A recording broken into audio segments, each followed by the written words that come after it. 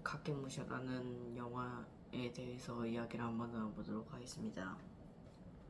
카케무샤는 당시 가장 강력한 권력을 가졌던 신겐이라는 인물을 중심으로 나타난 그런 영화인데, 이것은 실제로 있었던 일을 바탕으로 한 그런 영화이고, 16세기 일본은 중앙정부의 힘이 굉장히 약해지게 되면서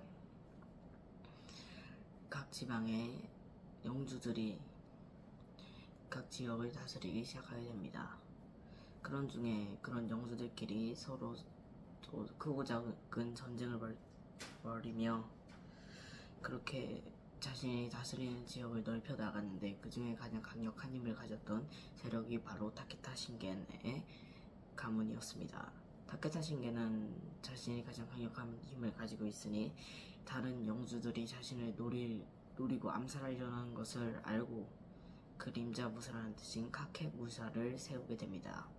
카케무샤는 자신을 대신해서 자신의 대역을 하는 그런 역할인 것이죠. 그리고 그의 혈육인 노부카도라는 인물이 있는데, 그 노부카도는 신겐의 혈육이었기 때문에 이 얼굴이 굉장히 비슷하게 생겨서 대역 역할을 가끔씩 하기도 했습니다. 그러다 노부카도는 이 신겐과 굉장히 유사하게 생긴 하나의 좀도둑을 발견하게 됩니다. 그리고 신겐에게 이 좀도둑을 어떻게 카케무샤로 만들지 물어보게 되는데, 신겐은 도둑을 자신의 카케무샤로 세울 수 없다고 하지만, 그 좀도둑은 당신은 수백만 명을 죽인 것이 자신이 도둑질한 것보다 더 큰 죄를 저질렀다고 하며 그렇게 배짱이 좋은 모습을 보여줍니다. 그래서 신겐은 그 모습을 마음에 들어하며 이 도둑을 카케무샤가 되도록 가르치라고 하죠.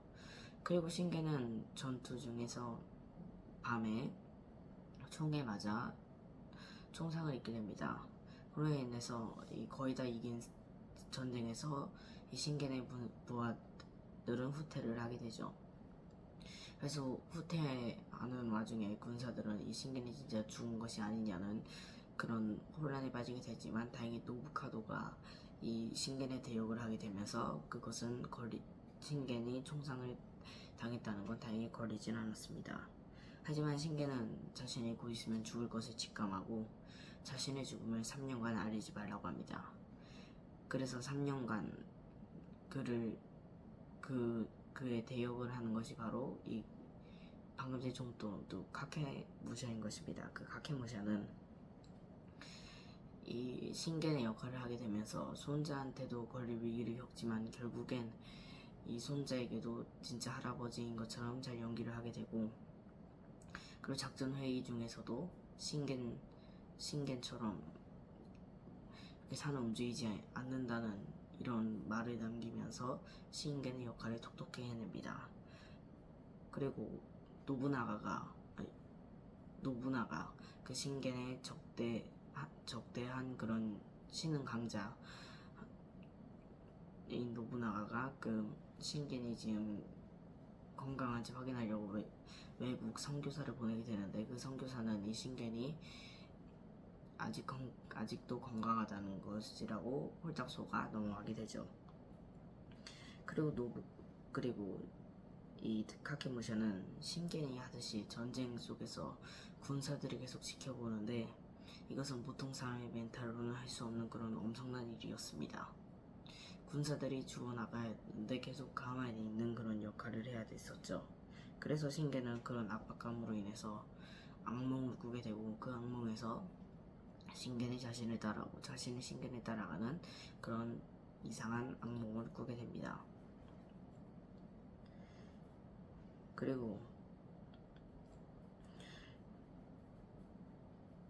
그 후에 이 신겐처럼 이 전쟁 속에서도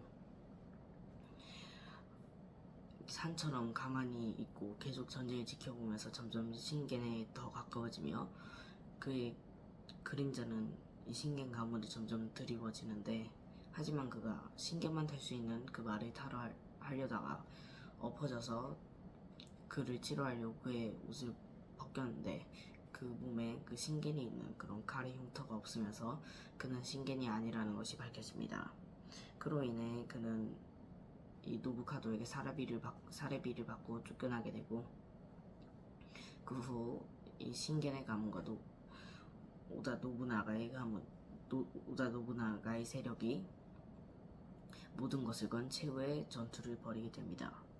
이때 노부카도는 계속 쓰러지는 자신의 군사들을 보며 이 영주가 없음이 이런 엄청난 영향을 끼친다는 것을 뼈저리게 느끼게 되고 결국 완패를 하게 되며 신겐의 가문은 무너져 버리게 됩니다. 그 후 이 카게무샤는 이 혼자 깃발을 들며 이 오다 노부나가가 있는 곳으로 달려나가게 되는데, 그 역시도 총을 맞아서 죽는 모습으로 결국 영화는 이렇게 막을 내리게 됩니다.